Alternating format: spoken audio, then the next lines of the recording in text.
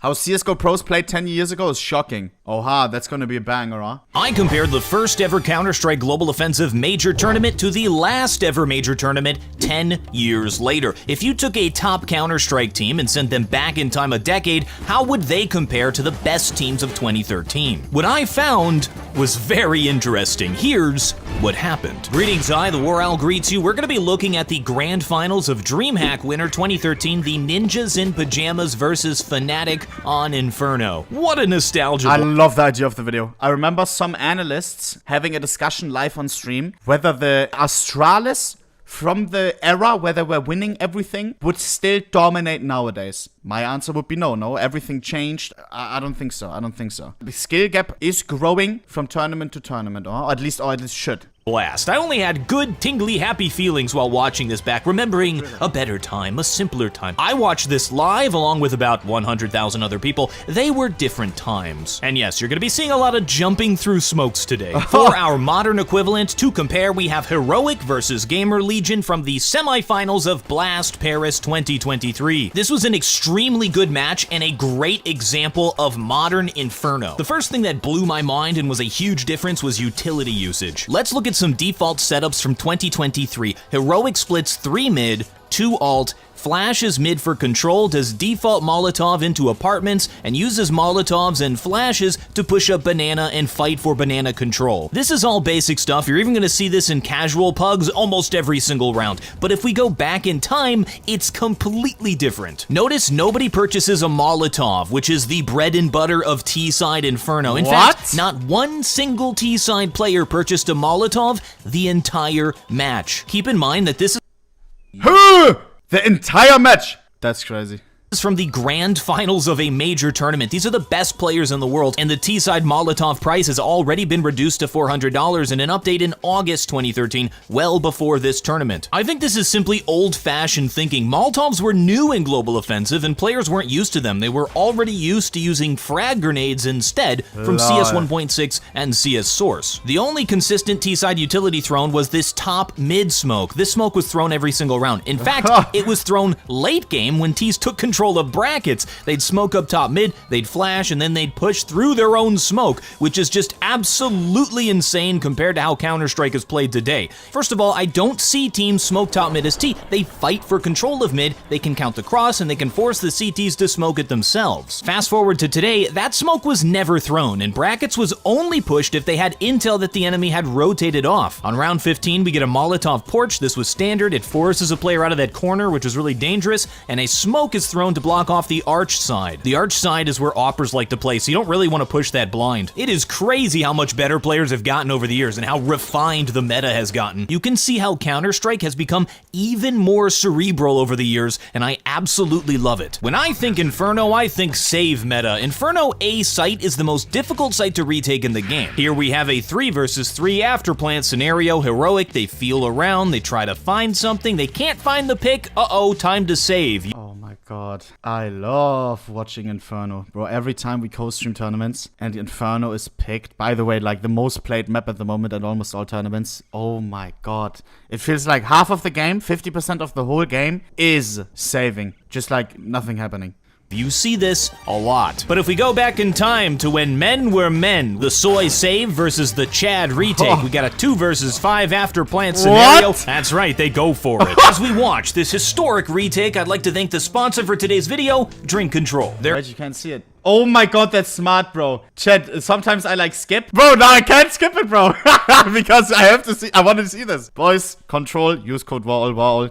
Good guy. They're a meal replacement that actually tastes good. Now, I use almond milk. You can use whatever you want. Water, cow milk, I don't care. It's got protein, carbs, vitamins, minerals, probiotics, all the stuff you need while tasting like your favorite breakfast cereals from your childhood. I like consuming Drink Control when I'm editing videos. I'm in the zone. I don't want to get up and go do lunch and make a whole thing out of it. With all this increased productivity, maybe we'll get back to doing a video a day once Counter-Strike 2 comes out. They also have these meal on the go bars. I have a few of them sitting on my desk so I don't have to leave my chair. Best way to try them out is the bundle builder. I have a link in the description that'll take you right there. You can pick up There's so many different of these right now, no? Like, does anybody of you guys use it? Yeah, Huel, Y-Food. This is like the new big thing, no? When it comes to like sponsors and stuff. bunch of different flavors. They have a lot of them. Find the one that you like, and cinnamon. you get up to 30% off doing this. Also get an extra 10% off by using my code WAROWL. Thank you to Drink Control for sponsoring the video. So, they go for a 2v5 retake. They somehow managed to do it, and just in case you think, oh, they were just in a good position, they're able to pick off a few guys and set up a good scenario,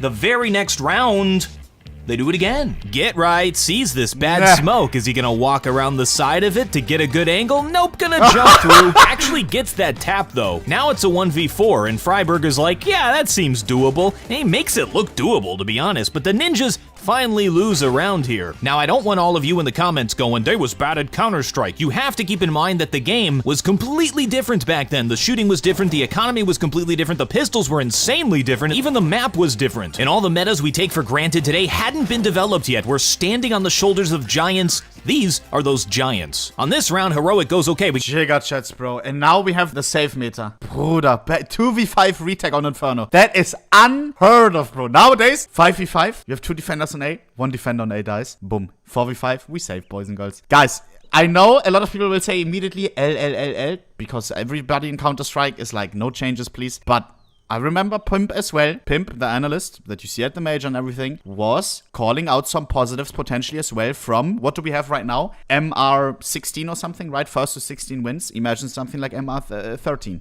Nowadays, a best of 3 takes 4 hours sometimes, because save. Back in the day, things were a little bit quicker. People were more likely to start retaking and stuff. Yeah, of course, and here comes the LLL. I don't say it would be perfect, but I see some positives. Because a 3 hour, 4 hour best of 3, sometimes in a tournament where it's group stage and the game doesn't really matter, where it's not even close to elimination, right? Something like EPL or whatever. Bro, like, most people don't have time for that. Of course, I like it, but thinking from the casual perspective, I could see the esport growing if it was MR13.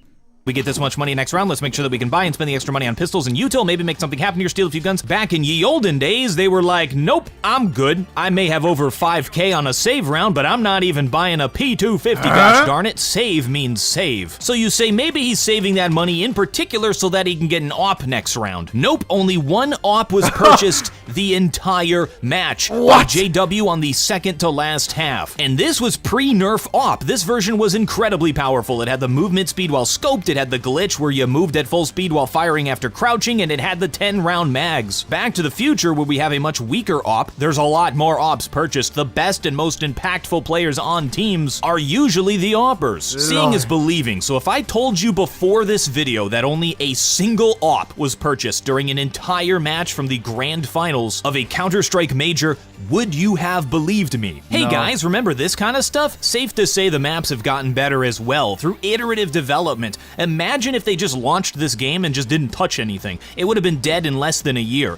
Other developers, take note, map design does not end on release. You're not gonna get it perfect the first time. It will continue forever. As long as people are playing it, you're gonna have to make changes. Looking at the mechanics, it's tough. It's not something I'm gonna get into the weeds on because it's an old demo with a low tick rate and the mechanics of shooting and moving were different back then. But one thing I noticed was how much movement was going on while shooting. Flasha was the MVP of this tournament. He had this great mouse technique of picking it up a lot, but just look at the movement back and forth while spraying. It's very interesting. He can dance all day, he can dance all day. Let's compare that to a modern example. IM, or the casters were saying it is Imma. This was the player I was most impressed with in the recent major. His movement and aim looks way smoother, it feels more deliberate, it's snappier, and yes, a lot of this has to do with the different game mechanics. The point of this video is not to say old bad, new good. It's to look at the difference because it really is startling how different the game just looks. I am astounded by how far Counter-Strike has come from the beginning of Global Offensive to the end of Global Offensive, the Alpha and the Omega. And I've been around for all of it. I played the game for all of it too, so I didn't realize, I didn't even think of it before watching this old demo, how insanely good not only the pro players have become, but regular old face-it plebs like myself. After watching this demo, I have confidence that if I took a random Why is the silencer off? group of Face It level 10 players and traveled back in time 10 years, we'd be able to win the major. Of course, the prize pool back then was only $250,000, which after accounting for the recent inflation comes out to the value of a double cheeseburger with a small side of fries. We now have way more hours in the game. I probably only had a few hundred hours when this was played, and now I have over 10,000. And we have the cumulative experience of everyone who came before us, the trailblazers who developed the meta, who shaped the game, who figured out what to do and what not to do, and this is only going to continue with Counter-Strike 2. Get ready for a new generation of Counter-Strike players. I hope to come back to this video 10 years from now and make a new one, astounded by how much better players have gotten than Black. Bro, we already saw, what was it, yesterday I saw a tweet. Hiko wants to come back as well to Counter-Strike. I don't know if in a professional matter. I'd assume it's more of a content creator type thing, right? But listen to this, listen to this. If you haven't seen me in a while, if you're wondering where I've gone, I have been playing Valorant for the last couple of years. But yeah, I think I'll make a comeback to CS when CS2 comes out. I'll probably start streaming CS2 a lot. I mean, I do kind of miss this game. The community in general is just better. The Valorant community is a little cringe to me. And probably because I'm just older.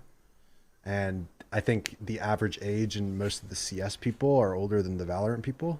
But we'll see. Ultimately, we'll see. I don't know what's about to happen, but Bro, I wonder what he means by a little cringe. I wonder if when he like just pops in matchmaking, right, Valorant matchmaking, and then they just come at him like, Hiko, for every kill you're getting an ara. Like, is he talking about that? Cheapers. Last Paris 2023. Thank you folks very much for watching. I am the War Owl, and I still have no closer. W video. Wow, as always, absolute banger content. Drop him some love. Leave him a sub.